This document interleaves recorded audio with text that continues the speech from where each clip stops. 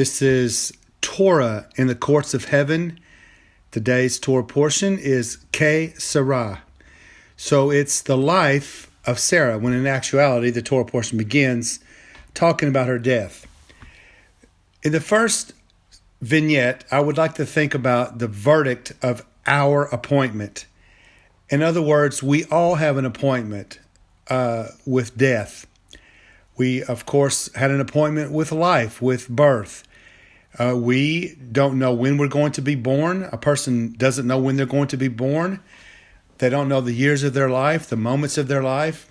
And they, of course, don't know even the death of their life. For even if someone decided that they were going to end their life, then so that you could say, well, they know the date of their death. Well, not even then, because sometimes people aren't even successful in trying to end their life. So there is an appointment, and the Lord has made an appointment with all people that when our life would actually come to an end. But in actuality, our life doesn't end because it goes on. It's simply a transfer of this life into the next life, or the life to come.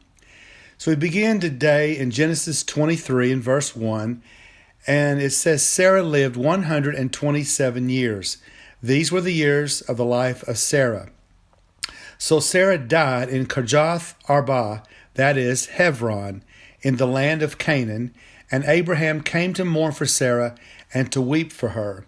And in keeping with the idea of going through the Torah, remembering it as a court system, and so keep in mind how that will be affected today.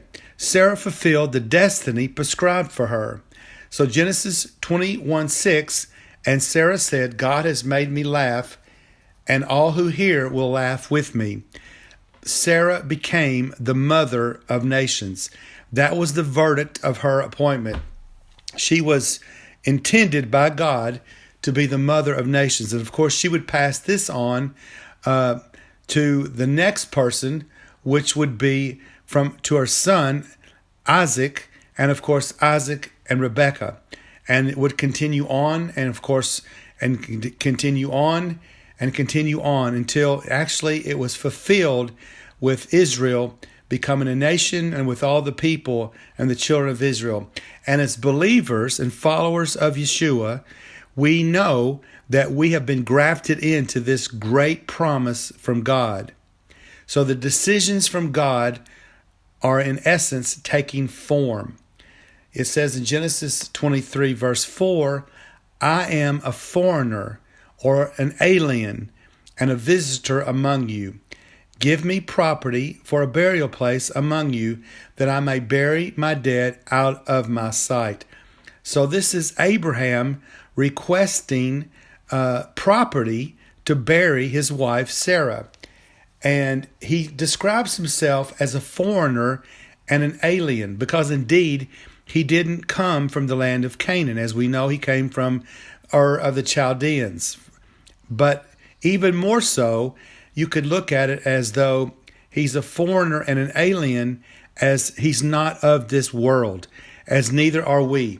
We walk in this world, we will live this life until its fulfillment, but then ultimately we are children of the life of eternal life that God has for us. Genesis 23:5 says, and the sons of Heth answered Abraham, saying to him, Hear us, my Lord. You are a mighty prince among us, and his name is honored as Yahweh decided. So this is something I've put in here. His name is honored as Yahweh decided. So that, in other words, you see these people of Heth, these people of Canaan, and how they were honoring Abraham. And this was because God had him to be honored. He could have very easily been an enemy and a person that would have very much difficulty among them, but rather God had him to be honored. So they went on, and it says, bury your dead in the choice of our burial places. None of us will withhold you from your burial place, that you may bury your dead. In other words, that Abraham could bury Sarah. So this is the very beginning of the land being given to Abraham, and of course the promise that God had made with Abraham that he would inherit all this land. And not only the land, but he would also have a multitude of people, descendants, that would fulfill and fill up this land. But this was the beginning of that promise. And you'll see what the Bible's talking about here. In Genesis 23:7, then Abraham stood up and bowed himself to the people of the land, the sons of Heth.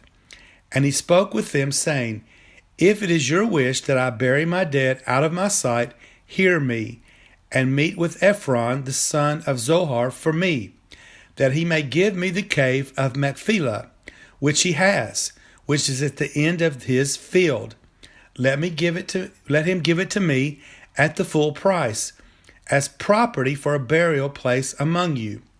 Now Ephron dwelt among the sons of Heth. And Ephron the Hittite answered Abraham in the presence of the sons of Heth, all who entered at the gate of his city. So it's important we pause here for a moment and mention the fact that he says he met with him at the gate of his city. Because we need to understand that in the ancient times, decisions would be made at city gates. And the elders of the town would meet at the city gates. And so if a stranger or a foreigner was to come into the town, they would, of course, have to pass through the city gate. So they wouldn't be able to sneak in. Everyone would know that they had come in. And decisions about what would be done with these people and on would be made at the city gate. So we go on, and keeping that in mind, that the city gate is sort of a decision-making place, like a courtroom. And it says in Genesis 23:11, no, my Lord, hear me. I give you the field and the cave that is in it. I give it to you in the presence of the sons of my people. I give it to you. Bury your dead. So right here it's very important, because this Canaanite leader at the city gate is telling Abraham, I'm just going to give you this land. Just take it. It's yours. Well, see, there's a very big problem here, because if someone gives you something, then now it's not right, but they can take it back because it was just given to you. You didn't give anything for it, so they could be, kind of unfairly take it back. But they would be legally able to do that because you didn't purchase whatever it was they gave you. So in this case, it would be the land that Abraham was wanting to purchase. So we go on in verse 12, and it says, then Abraham bowed himself down before the people of the land, and he spoke to Ephron in the hearing of the people of the land, saying. And so you see that he spoke to Ephron, of course, the leader, the one who had the land, but he spoke these words in the hearing of the people of the land. So why is that important? Because he has witnesses, you see. There are witnesses, his own people, Ephron's own people, who would be able to hear what Abraham's saying. And so there would be witnesses to prove, you could say, and there would be justice involved. So if you will give it, please hear me. I will give you money for the field. Take it from me, and I will bury my dead there. And Ephron answered Abraham, saying to him, my Lord, listen to me. The land is worth 400 shekels of silver. What is that between you and me? So bury your dead. So you see, in actuality, Ephron really did want to get paid.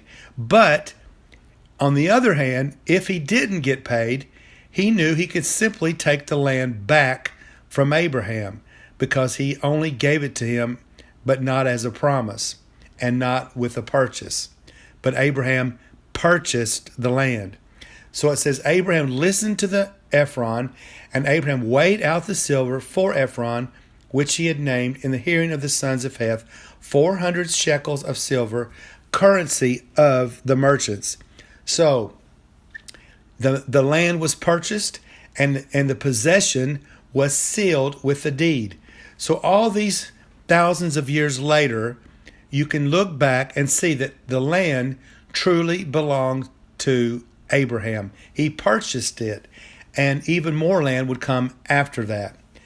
So we have a clear deed. And what is the deed? The deed is the word of God, is the Torah. It's written in the Torah, this whole account. So Genesis 23:17 says, so the field of Ephron, which was in Machpelah, which was before Mamre, the field and the cave, which was in it, and all the trees that were in the field, which were within all the surrounding borders, were deeded to Abraham as a possession in the presence of the sons of Heth, before all who went in the gate of the city. And again, you see the importance of the fact that they mentioned this being done at the gate of the city, the place of decision making, basically the court. Now, there is something very interesting along with this, that we can draw lines directly to the modern state of Israel. Hopefully you will be able to see a coin called an agorot. And the agorot is simply spelled A-R-O-G-O-T,